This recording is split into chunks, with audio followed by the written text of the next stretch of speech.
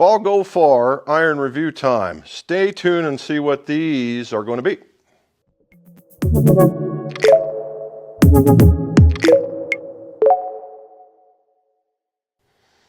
Welcome back to the McGolf Shop. Jim McCleary here in this McGolf channel where we talk about golf club repairs, golf club reviews, golf club fittings, all so your scores can go low. If you would, like, subscribe, hit that stuff across the bottom. That way you get more of this information as it comes out into the YouTube universe. We're still trying to grow our subscriptions, so please hit that like and subscribe. Also, join us Mondays on our live streams where we talk about the same exact thing, 5:30 p.m. Eastern Time. Join us. You're going to have a ton of fun. There's a lot of folks joining us every time we do it. All right, ball go far. What is ball go far? All right, let's just get right to it.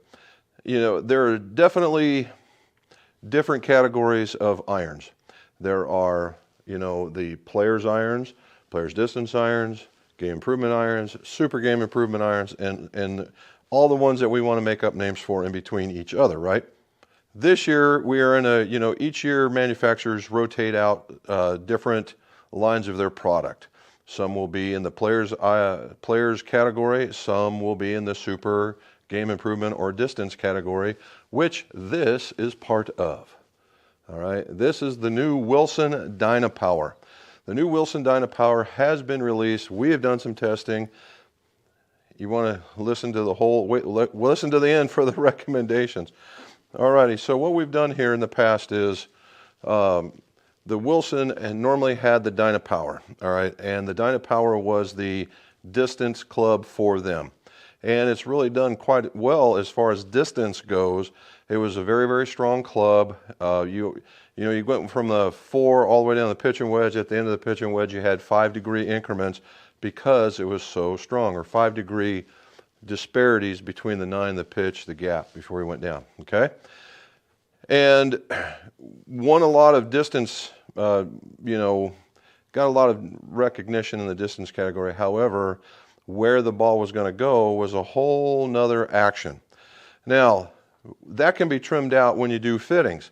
You go to a fitting, get the right length, at the right lie, get the right shaft, and all of a sudden that the dispersion can narrow up quite a bit, okay?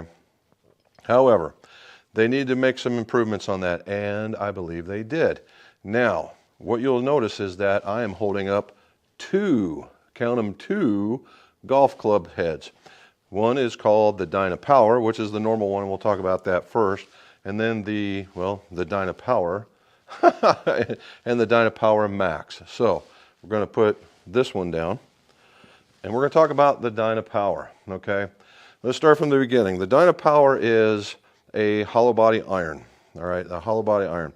They're doing a few things this year that they're changing from previous. So let's get right to it. The very first one is no more power holes. All right, no more power holes. So what they're using is AI to help them be able to change the face thicknesses and use cup face technology in order to get that springiness for that ball speed in place of the power holes, okay? So what power holes were doing initially is they would sit here and they would allow that face to flex to get this lower end to get you up in the air. That day is gone. Now, cup face technology, for lack of a better term, is if your face looked like this and you put it on here and it would be just this area around that would create a very narrow cup. All right, now inside that cup, they're adjusting the face thicknesses all over so that you can get this ball speed, okay? That is not all. They also have a couple other things going on. They have what they're calling a channel. All right, what they're talking about is a velocity optimization channel. What does all that mean? That's basically talking about the fact that this thing is a hollow body. If you were to cut the end of this thing off, it would be hollow on the inside all the way back. Now, what happens here is in some hollow bodies, they'll fill it full of, some sort of foam or urethane, iguana spit, you name it, it might go inside here. This, however, is a very hollow air-filled chamber. Well, normally what happens with that? What it has a very obnoxious sound because it's either loud, tingy, or sounds like glass breaking or whatever. What they have done here is they have put in this carbon medallion. that carbon medallion sits in there a little closer back in there, and it absorbs that sound to give it a different sound. Now we have hit this, Bob and I have hit this, and it is not obnoxious. It's a very nice sounding golf club.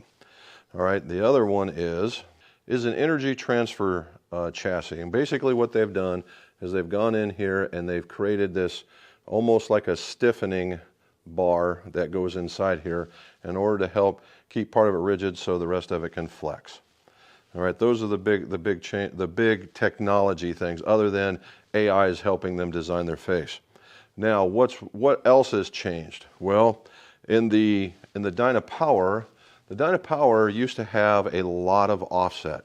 This one, not so much anymore. It does have an offset. In fact, I would call it a medium offset. And so for those of you guys who are put off by this monstrous amount of offset in a club, this, if you're looking for a lot of distance or even a lot of forgiveness, then this could be for you. The other one is that the sole appears to be wider. At least it's different. In the previous models, they were much more of a radius sole, where this one is a flatter sole, and it's wide. It's wide, but not so grossly wide that it's off-putting, at least to me. Now, in the Dynapower, you'll notice that the sole, or the actual metal, the finish, is more of a satiny finish. All right, if we take a look here, let me even give you some of this. There we go. So you see that? It's very satiny, okay? And it's a good look at a dress, right? One thing that I've noticed when I first put it in here is when you look at it, it has a tailor-made-ish kind of look, almost a stealthy look. But you get over that real quick. They've put their little shield here. The W and the S is gone. We're going to see some more badging like this going forward, so that the branding is very consistent across the market. Alrighty, so how did we hit them? Well, I tell you what, we're going to wait. We're going to talk about the other one first. All right, so the next one is called the Dynapower Max. Okay, Dynapower Max is just exactly that: maximum forgiveness, maximum everything. However, it's a little bit weaker. I would even consider this maybe a high launch model that is super duper forgiving. Okay, and this one has a different look, as one would see. This one has more of a pronounced cavity in it. Okay, a more pronounced cavity, still a little bit hollow on the inside. This one has much more offset, and it appears to be bigger. All right, and what it has a much more shinier shinier finish, as you can tell if I put them together. If you put them together, this one is the satiny, this one's the shiny. It's also got a bigger sole. All right, and honestly, if I had my druthers, this is where the launch pad and the Dynapower had a baby, and this is what it would look like. It's also about 2 degrees weaker in its lofts in order to do the high launching stuff. And again, it's just big, and it's not overpowering like, oh my God, look at the size of these damn clubs. You just can't, I can't stand it. No, in just fact, it's the opposite. You're like, wow, that's a pretty big club, but it's not bad looking. Let's go try it out. Okay, and that's what they were shooting for. So now the real question, the real question is, how did they hit? Okay, here we go. Dynapower Max comparison / review. We're going to go right off the top. Dynapower is obviously the one that's on top at a 184 average, 189. So basically 185 to 190, where the Dynapower Max 175, 177. All right, we hit both of them very, very well. The Dynapower just a hair better, at a 0.03 better. That to me means I hit it better, but was it amazingly better? No, but they were both hit extraordinarily well. Swinging just shy of 90 mile an hour. Both of them hitting about 20 to 21 degrees in the air. Flight time was very comparable. However, the roll was a little bit less, and we'll show you the reason why that was a little bit less. I wanted to keep it in there. My angle of attack was pretty much identical. So let's go take a look how they flew. So here's the Dynapower, and this is all of them that we hit. And look at them stay in that bunch. That is one happy pattern for me. I must be getting my swing back together. Now you'll notice that we got one that it's coming out of the air pretty good. And we got one that's coming out of there very good. And pretty good. And there's the one. See this thing? It's a little flatter. That was more of a bullety. It landed at 191 and it says it rolled out to 208. However, my spin was only 878 RPM. So basically it says I hit a knuckleball. So that's the reason why it rolled out a significant amount of yards. So in reality, this is probably closer to a 191, 195 shot if this would have been a normal spin rate. Because if we go back and look, I'm hitting these things at 58, 58, 59, and so on. So if we even keep it at that particular number, you know, and it's still a massively well-hit ball, but I wanted to keep it in there and show you the differences of what was going on. All right, if we hit the max, and we go back to the max was tighter still. All right, it gets up in the air, and look how tall that is. That is a huge arc, and that's because it's weaker lofted. It's going to get into the air more. They all are concentrating on there, save the one that I've got to pull. I got one in every bunch. All right, and this one, 55, 59, 6,000, 6,000. So I had a whole bunch more spin, which means it's not going to roll out as much. All right, let's go see where they landed. All right, so if we go and look and see where they landed, there's the Dynapower Max. If you look, 1, 2, 3, 4 out of the 5 shots sitting there right on the center line, one wide. Okay, and we get to the Wilson, one sitting on there, both, you know, all within the 10-yard mark. I am okay with this as far as getting it out there, as far as that goes. And if you look, they're very, very comparable. All right, as far as their yards dispersion, the Dynapower is 320. And the Dynapower Max was 317, and it's all because of this one is the 317, otherwise it'd be way smaller, and then just the opposite, this guy going the other way. So that's where we had it at, right? And if we just a real quick down the table, the Dynapower Max 170, one was the shortest, 182 is the longest. I really jumped into that one pretty good, and all the spin rates were very comparable. Now on this one, I let this one slide. I probably should have put it out there so I could give you some impressive 190 number, but 190, 180, 190, 180, and just going back and forth, but hitting it extraordinarily well. So going back to this, just as we expect, the Wilson Dynapower with the stronger lofts gets me out to about 190, where the Dynapower Max, which is slightly weaker lofted, is in that 175 to 180. Alrighty, so let's go back and talk about it some more. Okay, so we hit these things actually pretty good, right? And so two things that have kind of come out of this. Number one is that the sound of this thing, particularly in the Max, I noticed it more in the Max than I did in the Dynapower, that this is a massively solid club. All right, it was taken back. When you hit them both, you'll notice immediately the difference in the two.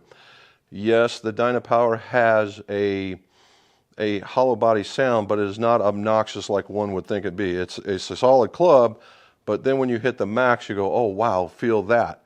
It's got a whole different tone. Okay, so if you guys are sensitive to the sound, you're going to want to hit them both just to see what the difference is. I was definitely not taken off by either one of the sounds. I was just more in favor of the Max and the sound that it did. Now the other thing is, number two, there'll probably be a third one. And number two is, were they going everywhere? Well, if you saw how they landed, no. And for a 6-iron, I'm throwing it out there pretty decent, right? With just the regular Dynapower, you know, I got a couple, I'm landing at 190. That is huge for me, right? That's a big stick for me. And you know, it's about a, you know, it showed 185 one other, but if I was to keep going and hitting more, I would think my average would be closer to 190 than it is in the mid 180s. But I was also very much into the middle. So the whole idea of losing this golf club, not happening, okay, not happening. In fact, the low one, I had a miss and it was a pathetic shot, and it was 170, and then I turn around and I throw one out to 200.